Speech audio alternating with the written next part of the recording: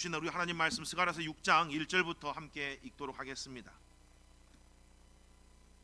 1절부터 15절까지 말씀인데 8절까지만 읽겠습니다. 한 절씩 교독하고 8절은 다 같이 읽도록 하겠습니다. 제가 읽고 여러분 읽으시고 우리 8절은 다 같이 읽도록 하겠습니다. 내가 또 눈을 들어본 적 네 병거가 두 산 사이에 나오는데 그 산은 구리산이더라.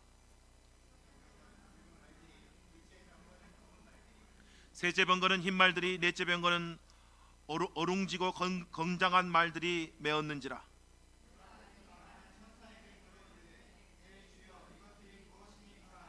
천사가 대답하여 이르되 이는 하늘의 내 바람인데 온 세상에 주 앞에 서 있다가 나가는 것이라 하더라.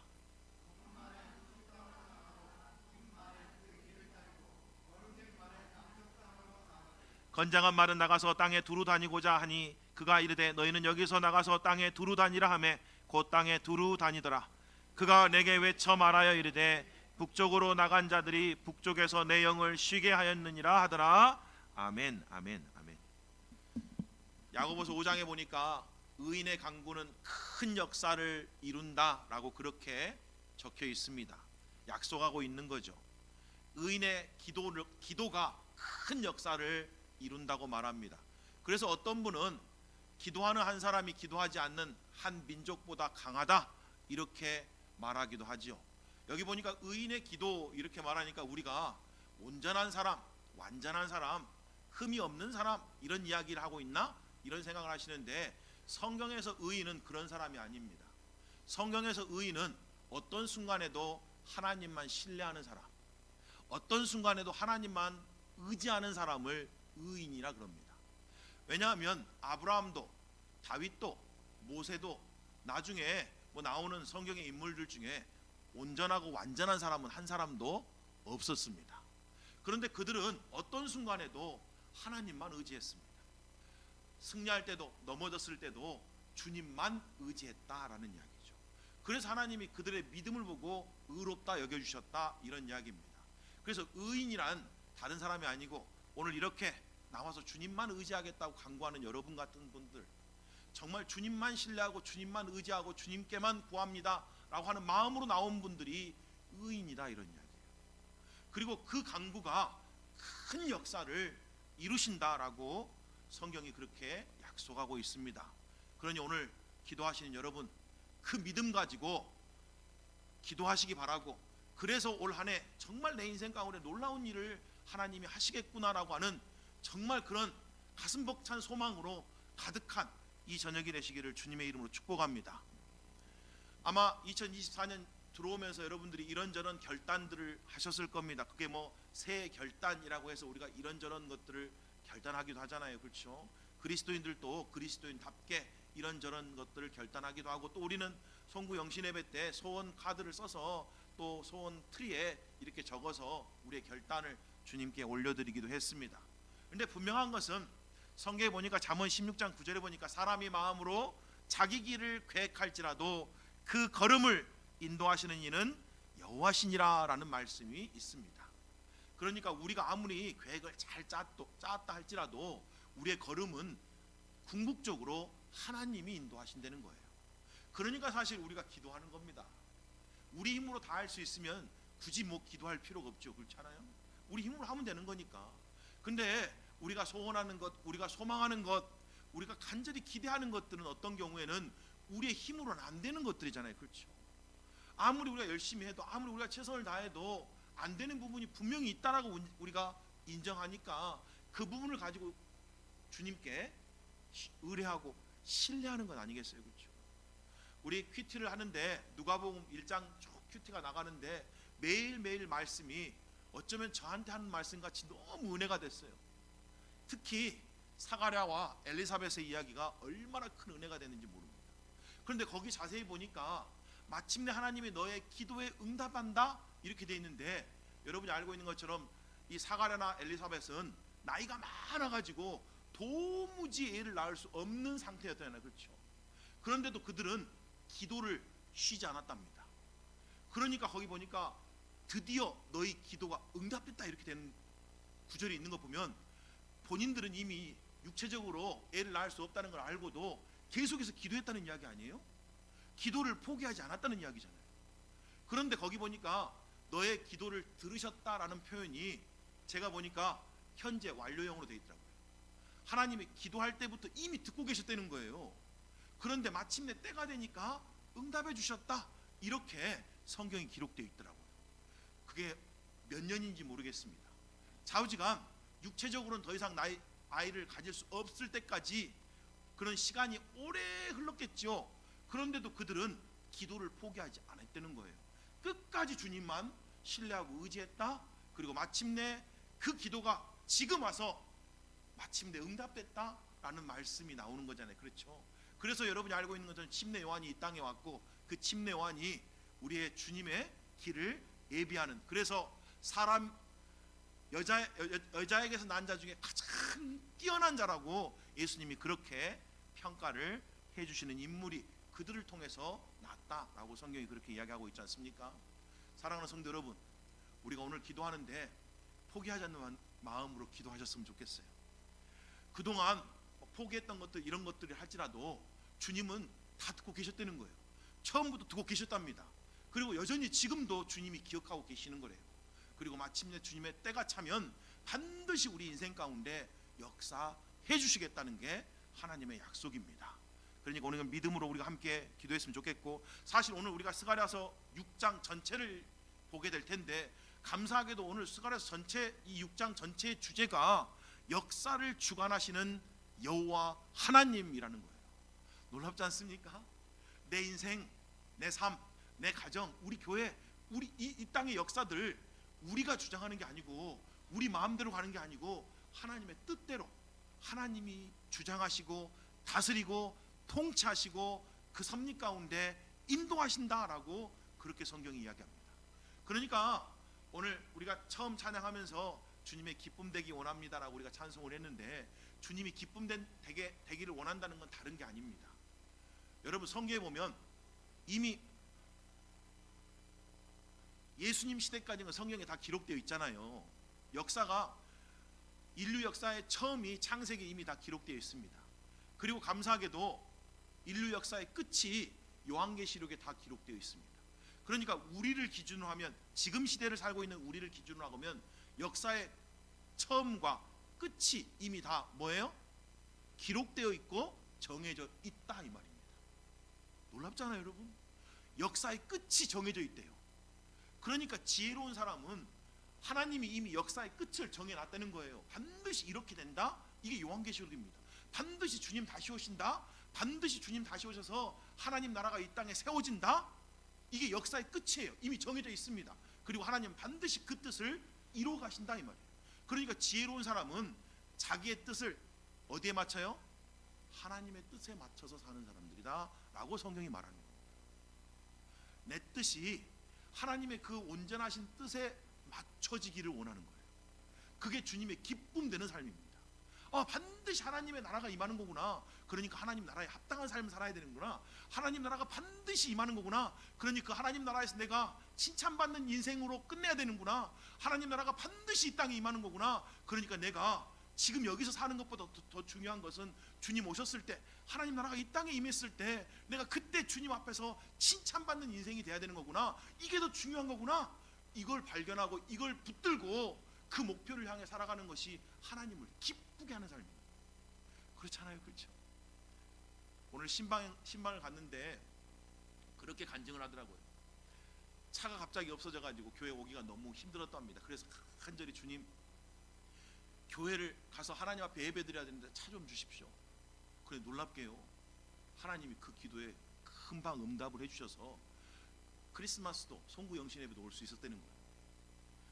그래서 제가 이런 이야기를 했습니다. 하나님이 예배하겠다는데 응답 안 해주시겠냐고요. 그렇잖아요. 하나님 섬기겠다는데 응답 안 해주겠냐고요. 하나님 나라와 영광을 위해 살겠다는데 응답 안 해주시겠냐고요. 그렇잖아요. 응답 안 해주시는 게 더 이상한 거 아니에요. 사랑하는 성도 여러분, 저는 여러분들이 하나님의 그 응답을 넘치게 받는 삶이 됐으면 좋겠습니다. 이것보다 가슴 떨리고 이것보다 더 기쁜 일이 어디 있겠어요.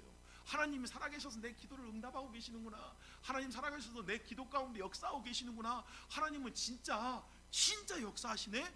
이것보다 더 흥분되고 더 감격스러운 삶이 어디 있겠냐, 이런. 이게 예수님이 말씀하신 구원받고 난 뒤에 풍성한 삶입니다. 그래서 구원받고 난 뒤에 풍성한 삶을 살도록 예수님이 수없이 많이 기도에 대한 약속을 해주시는 거예요. 너희가 전에는 내 이름으로 기도하지 않았지만 이제는 내 이름으로 구하라. 그러면 무엇이든지 내가 응답하리라. 내 이름으로 구하기만 해. 그럼 내가 무엇이든지 응답해 줄게. 먼저 그의 나라와 의를 구해라. 그러면 이 모든 것을 너에게 더해 줄게. 이런 수없이 많은 약속들을 뒤에 남겨주신 이유가 다른 것 때문이 아니고, 우리가 단순히 천국 간다, 이제 천국 가니까 이제 내가 이제 죄에 대한 그런 부담감 갖지 말고 살아야 돼, 단순히 이런 정도가 아니고 풍성한 삶을 살라는 거예요. 기도하면 역사해 주시는구나. 정말 주님 의지하시면 주님이 일하고 계시는 거구나. 의인의 간구는 큰 역사를 이루는구나. 이 말씀이 진짜 살아 역사하는 말씀이고 진짜구나. 이런 거를 날마다 깨닫고 살아갈 수 있기를 우리 주님이 원하셔서 우리를 위해서, 우리를 대신해서 십자가에서 피 흘려 죽으시고 사망 권세 이기시고 부활 승천하셔서 지금도 우리와 함께 계시는 거예요. 이걸 이루신 거란 이야기입니다. 오늘 본문에 보면, 오늘 본문은 스가랴가 본 8번째 환상입니다. 이제까지 봤던 7번째 환상을 통해서 예수 그리스도가 구원자고, 예수 그리스도가 심판자고, 예수 그리스도가 하나님의 나라, 어떤 의미에서는 교회의 건설자, 빌더라고 하는 것을 계속해서 말씀해주고 있는 그런 내용이에요. 그러니까 사실은 스가랴는 예전은 예수님 오시기 전 400년 전 사람인데도 이미 예수 그리스도가 오시 이 재림하신 이 사건을 가장 많이 예언한 선지자다, 이런 이야기입니다. 400년 전에 고통당하고 있는 이스라엘 백성들, 고통당하고 있는 하나님 백성들에게 소망으로 주시는 말씀이 무슨 말씀이라고요? 우리 주님 오신다, 이 말이에요. 그게 초림에 대한 이야기입니다. 언제요? 400년 전에. 아니 1년 뒤에 오는 것도 아니고 10년 뒤에 오는 것도 아니고 20년 뒤에 오는 것, 400년 전에 오는데 오실 그 예수님이 이들에게 소망이 되는 거예요. 여러분, 우리가 지금 예수님의 재림을 기다리는 주의 백성들 아니에요? 언제 오실지 모릅니다. 그렇죠? 어떤 사람들은 너무 더디 오시니까 안 오시는 거 아니야? 뭐 이렇게 말하는 분들도 있을 수도 있고, 벌써 2000년이나 지났는데 대체 언제 오신다는 말이야, 이렇게 이야기할 수 있잖아요. 그렇죠? 그런데 성경은 그 다시 오실 그 예수님이 우리의 복된 소망입니다, 이렇게. 그분이 오시면 모든 눈물도 아픔도, 우리의 모든 고통도 사라지게 될 겁니다. 예수님 오시면 우리도 예수님 같이 변화되어서 부활한 몸을 입고 영원히 예수와 함께 살아가게 될 겁니다. 이렇게 약속하고 있는 거잖아요. 그렇죠? 고통당하는, 정말 나라도 없는, 물론 하나님의 선하신 은혜 가운데 바벨론에서 이제 풀려나와서 이제 간신히 다시 예루살렘으로 돌아와서 성전을 막 짓고 있는 이런 이스라엘 백성들 가운데 하나님이 선지자를 통해서, 스가랴 선지자를 통해서 주신 말씀이 다른 말씀도 아니고 400년 뒤에 너희 구원자가 임한다, 400년 뒤에 온 세상을 심판하실 그 예수가, 그 메시아가 너희 가운데 임할 거야 라는 것을 소망의 메시지로 줬다는 거예요. 여기에 우리가 받아야 될 시사점이 있지 않겠습니까? 아니 10년 뒤에만 돼도 우리가 더 확신할 수 있을 텐데, 그렇죠? 바로 뒤에 오신다 그러면 훨씬 더 좋을 텐데 400년 뒤에 오실 분을 지금 말씀하시면서 이것 때문에 너희가 믿음 잃지 말아라, 이것 때문에 너희가 지금 믿음으로 살아라, 이것 때문에 너희가 소망을 품고 살아라 라고 이스라엘 백성들에게 그렇게 교훈을 해 주셨다라고 하는 그런 이야기입니다. 자, 오늘 본문에 보니까 이제 이 본문은, 우리가 방금 읽었던 이 본문은 8번째 환상에 대한 이야기입니다. 8번째 환상은 이렇게 시작되고 있죠. 내가 또 눈을 들어본즉 내 병거가 두 산 사이에서 나오는데 그 산은 구리산이더라라고 그렇게 되어 있습니다. 두 산인데 산이 구리산이라고 그렇게 되어 있죠. 구리는 놋을 말합니다. 그리고 성경에서는 이 구리, 놋에 대한 두 가지 의미가 있습니다. 첫째는 강한 능력과 승리를 상징합니다. 요한계시록 1장 15절에 보면 승리하신 예수 그리스도를 묘사하는데 이렇게 묘사하고 있습니다. 그의 발은 풀무불에 단련한 빛난 주석, 즉 구리 같다라고 되어 있죠. 그러니까 구리는 승리, 강한 능력을 의미한다. 둘째는 구리는 심판을 상징하기도 합니다. 신명기 28장 22절부터 24절 가운데 보면 하늘은 놋, 즉 구리가 되고 라고 말하면서 그 뒤에 너를 멸하리라 라고 되어 있습니다. 하늘이 구리같이 변한다라는 말은 너를 심판한다라는 표현으로 그렇게 쓰여졌다라고 하는 이야기인 거죠. 그러니까 구리사는 하나님의 심판을 상징하고 그 심판이 능력과 승리로 온전한 심판이 될 거라는 것을 의미한다라고 하는 그런 이야기죠. 우리가 알고 있는 것처럼 하나님 그분만이 하늘과 땅과 그 가운데 있는 모든 것을 창조하신 창조주 하나님이십니다. 그러니 그분만이 우리 모두를 심판할 수 있는 권리, 권세를 갖고 계시는 거죠. 그리고 그분은 심판하실 수 있는 유일하신 분이십니다. 여러분 알고 계시는 것처럼 예수님은 초림하실 때 우리를 구원하시기 위한 구원자로 이 땅에 오셨습니다. 그런데 그가 다시 오셨을 때는 온 세상을 심판하러 오신다라고 분명하게 말씀하고 있는 거죠. 그렇죠? 그래서 지금은 어떤 의미에서는 은혜의 때요 구원받을 때입니다. 지금 구원받아야 되는데 우리 주님 오시면 늦어지니까 지금 구원받으라고 복음을 열방에 온 세상에 퍼지도록 하나님이 각 처소에 하나님의 교회를 세워가고 계시는 그런 시대. 그래서 교회 시대 아니에요. 그렇죠? 자, 그렇게 하나님이 심판하실 텐데 거기에서 그 가운데 내 병거가 나왔다라고 그렇게 이야기를 하고 있습니다. 그런데 여러분 하나님이 무슨 일을 하실 때는 막무가내로 하시는 그런 분이 아닙니다. 하나님은 다 작정하고 하시는 분이죠. 우리가 가장 잘 보는 성경 중에 하나가 아마 에베소서일 겁니다. 근데 에베소서 1장 11절에 보면 이런 말씀이 적혀 있습니다. 모든 일을 그의 뜻에 결정대로 일하시는 이의 계획을 따라 우리가 예정을 잊고 그 안에서 기업이 되었습니다 라고 말합니다.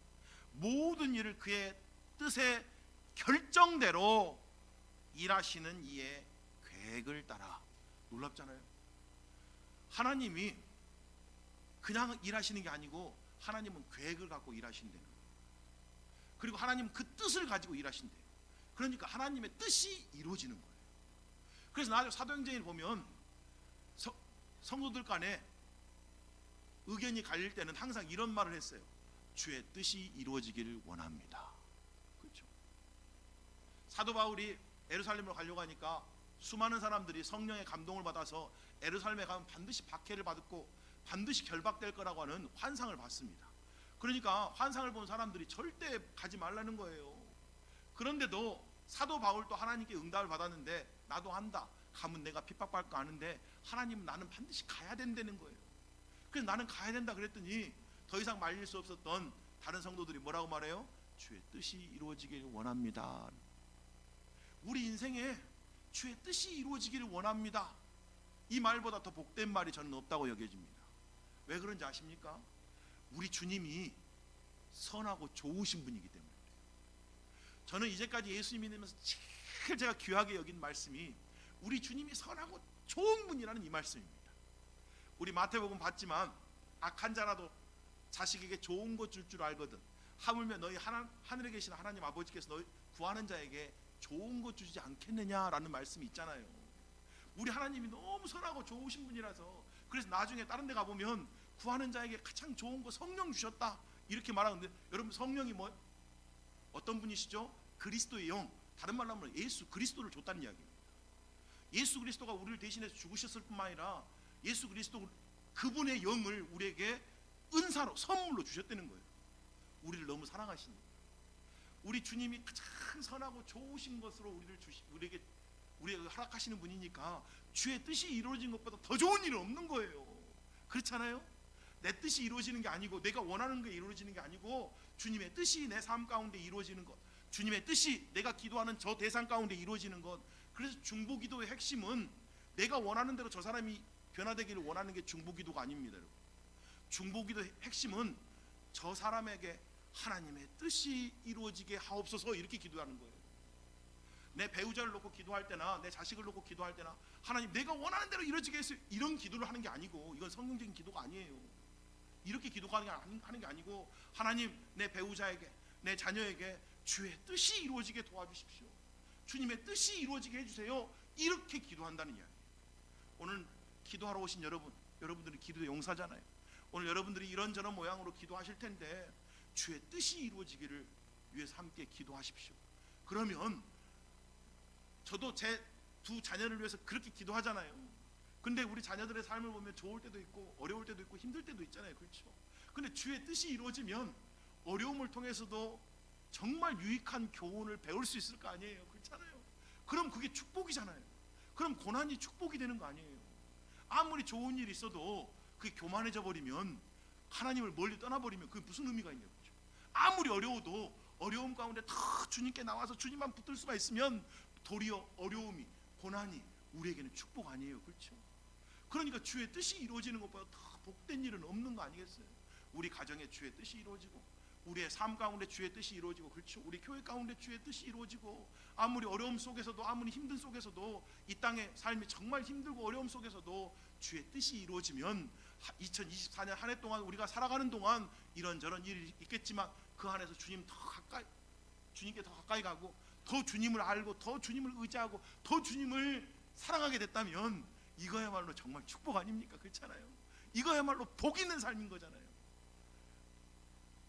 우리 하나님이 자기의 뜻을 이루어 가신다는 것, 이사야서 46장 10절에 보니까 내가 시초부터 종말을 알리며 아직 이루어지지 아니한 일을 옛적부터 보이고 이르기를 나의 뜻이 설 것이며 내가 나의 모든 기뻐하는 것을 이루리라 하였노라.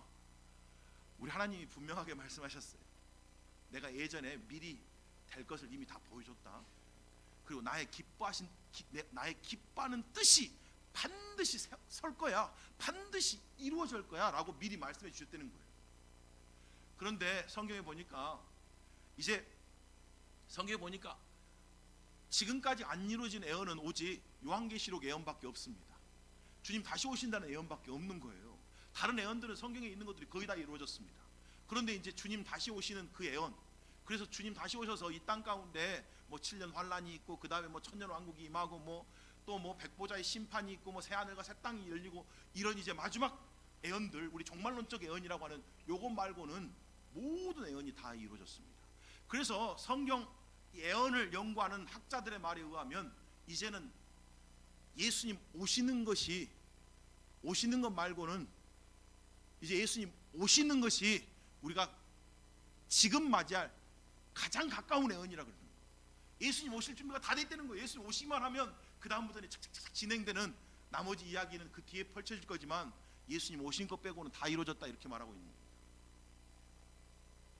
분명한 것은 내 인생을 향한 하나님의 뜻이 있다고 저는 믿고, 여러분을 향한 하나님의 선하시고 좋으신 뜻이 있다고 저도 믿습니다. 하나님이 여러분들을 가장 복된 길, 선한 길로 인도해 주시고 쉴만한 물가로 인도하시는 선한 목자라고 분명하게 말씀하잖아요. 그렇죠? 그러니까 우리가 어느 시점에 살고 있든지 하나님 더 좋은 삶으로, 더 주님만 의지하는 삶으로, 더 주님을 누리는 삶으로 나를 인도해 주실 걸 제가 믿습니다. 이런 믿음으로 우리가 올 한 해 하루하루 또 살아낼 수 있기를 주님의 이름으로 축복합니다. 이 네 병거는 5절에 보니까 천사가 대답하여 이르되 이는 하늘의 네 바람인데 온 세상의 주 앞에 서 있다가 나가는 것이라 라고 되어 있습니다. 이 네 병거가 네 바람이고 사실은 천사들을 의미한 거죠. 첫 번째 병거가 붉은 말인데, 붉은 말은 전쟁을 의미하는 그런 표현입니다. 이 요한계시록에 가보면 더욱 분명하게 되어 있죠. 붉은 말이 나가면 전쟁이 일어나는 그런 내용들이 성경에 적혀 있습니다. 두 번째 병거는 검은 말들인데, 검은 말들은 기근과 결핍을 상징하는 그런 표현입니다. 검은 말이 나아가면 부요함, 풍요로움은 다 사라지고 온 땅에 기근이 들어서 사람들의 결핍 가운데 고통당하는 그런 일이 일어나는 거죠. 세 번째 병거는 흰 말들인데, 흰 말은 보통 그리스도의 승리를 상징합니다. 그러니까 저 북한에 있는 저 독재자들이 늘 흰말 타고 다니잖아요. 그렇죠? 러시아도 그러고 저 북한도 그러고 끈따가미 흰말 타고 다니는 이유가 성경의 흰말이 바로 승리하신 예수 그리스도를 상징하기 때문에 그런 퍼포먼스를 자기에게 하는 거라고 하는 그런 이야기죠. 흰말이 나가면 예수 그리스도를 대적하는 모든 원수들이 멸망하고 오직 하나님의 승리의 깃발이 꽂히게 될 거라는 걸 묘사하고 있는 거고, 네 번째 번거가 어룽지고 건강한 말들인데, 이 어룽지다는 말은 색깔이 혼합됐다는 말입니다. 그래서 말이 홍색도 있고 흑색도 있고 백색도 있고 뭐 이런 이야기거든요. 그러니까 무슨 이야기예요? 이 말이 가면 전쟁도 일어나고 막 기근도 일어나고 또 그리스도가 승리하기도 하고 뭐 이런 다채로운 일들이 한 번에 같이 일어난다, 뭐 이런 이야기 아니겠어요? 그런데 여기 보니까 검은 말이 북쪽으로 가고 흰 말도 그 검은 말을 따라서 북쪽으로 올라간다. 이 당시에 북쪽은 메대와 바사입니다. 그런데 이제 메대와 바사, 바벨론부터 해서 메대 바사가 어떤 지역입니까? 이스라엘 백성들을 멸망시켰잖아요. 그렇죠? 이스라엘 백성들 가운데 하나님의 성전을 파괴하고 하나님 백성들을 사로잡아서 그렇게 하나님의 백성들의 영광을 빼앗은 그런 민족 아니에요? 그래서 그 검은 말이 가서 그곳에 뭐 한다는 이야기입니까? 그 풍요로움, 그 영광을 다 제해버리고 기근과 결핍이 임하게 하시겠다라는 이야기고, 흰 말이 간다는 말은 그곳에 그리스도가 승리하신다라는 이야기, 그리스도 영광이, 하나님의 영광이 드러나게 해주실 거다라고 하는 그런 의미인 거죠. 그리고 보니까 어룽지고 건강한 말은 남쪽으로 간다는데, 남쪽은 애굽을 의미합니다. 애굽이라고 하는 나라는 이스라엘 백성들이 아브라함 때부터 계속해서 하나님의 백성들을 유혹했던 그런 나라로 표현되어 있는 거잖아요. 그렇죠? 그래서 이 어룽진 말이 가서 애굽에 심판을 내린다라고 하는 그런 이야기인 거죠. 자, 그리고 붉은 말이 안 나타나죠. 왜 붉은 말이 안 나타날까요? 붉은 말은 이미 그 역할을 다 했기 때문에 그렇습니다. 어떤 역할이에요? 바벨론이 멸망하고 메대와 바사가 세워지는 거, 그게 이미 끝났다는 이야기입니다. 그래서 하나님의 백성들이 이스라엘로 돌아올 수 있었다라고 성경이 그렇게 이야기하는 거니까, 이미 전쟁이 끝나고 바벨론은 멸망하고 메대와 바사가 세워졌다는 것을 상징적으로 보여주고 있는 거죠. 그래서 8절 후반부에 보면 북쪽에서 내 영을 쉬게 하였느니라 라는 말씀은 하나님의 기쁘신 뜻이 북쪽에서 이미 이루어졌습니다 라고 지금 그렇게 이야기를 하고 있는 겁니다. 하나님이 그렇게 하는 거죠. 그래서 이제 여기 6장 1절에 보면 내가 또 눈을 들어 본즉 환상을 봤다, 그러니까 여기까지는 환상이다 이런 이야기예요. 그리고 9절에 가보면 여호와의 말씀이 내게 임했다 이랬으니까 이거는 환상이 아닌 거죠. 눈을 들어 본 게 아니고 하나님 말씀이 임한 거니까 이건 하나님으로부터 계시를 받았다라고 하는 것을 우리가 쉽게 알 수가 있는 거 아니에요. 그렇죠?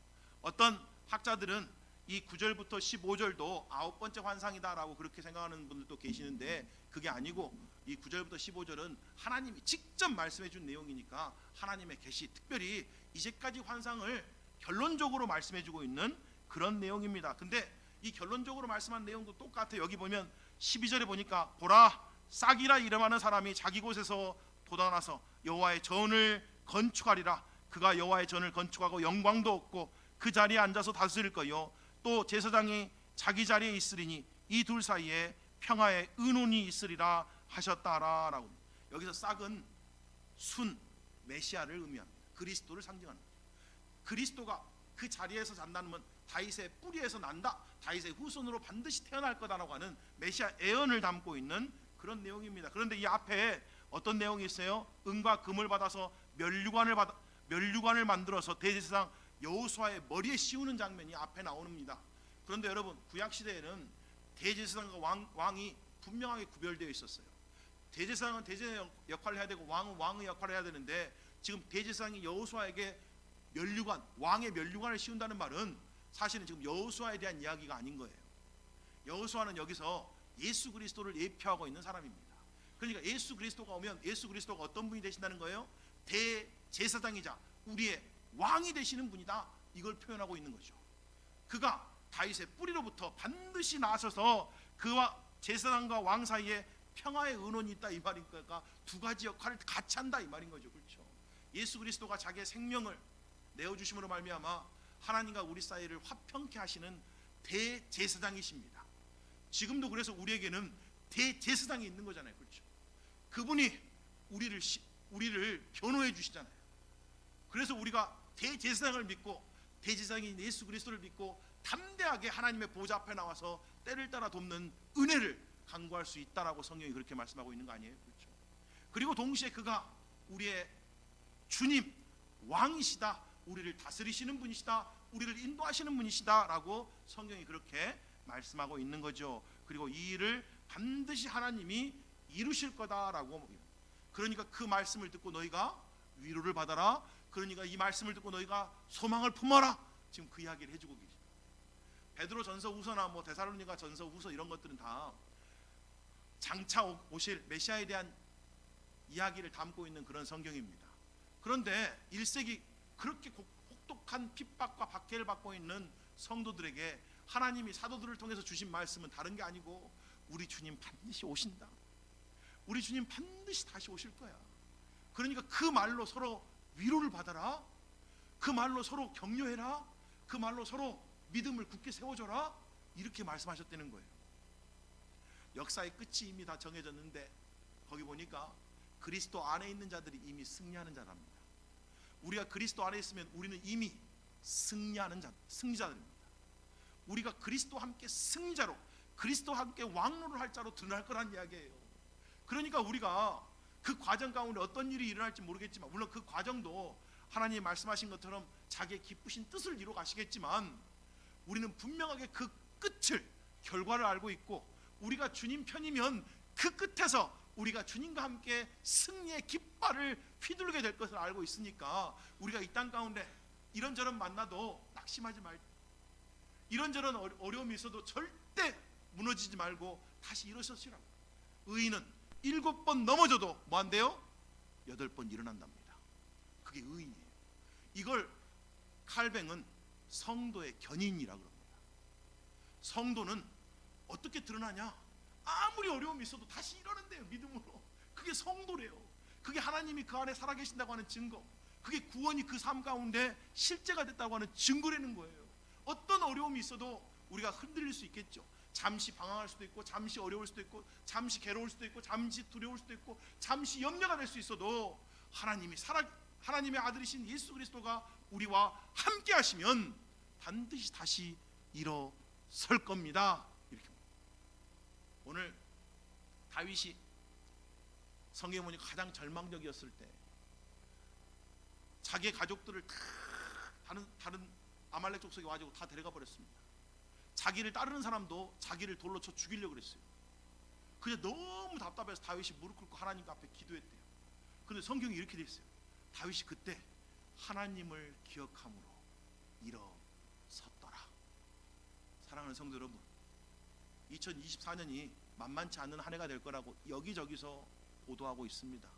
정말 어려운 한때가 될 거라고 미디어에서 그렇게 예측도 하고 있고 예상도 하고 있는데, 그런데 우리에게는 전능하신 하나님, 살아계신 하나님이신 예수 그리스도가 우리와 함께 계시잖아요. 어떤 순간에도 그분이 우리를 가장 좋은 길로, 선한 길로 인도하실 거라고 하는 믿음으로 우리가 2024년 첫 금요 기도회, 첫 전성도 금요 기도회를 열었으면 좋겠습니다. 의인의 강구는 큰 역사를 이루느니라 라는 말씀이 기도하시는 여러분들 가운데 임하시기를 주님의 이름으로 축복합니다. 우리 함께 찬송하시겠습니다.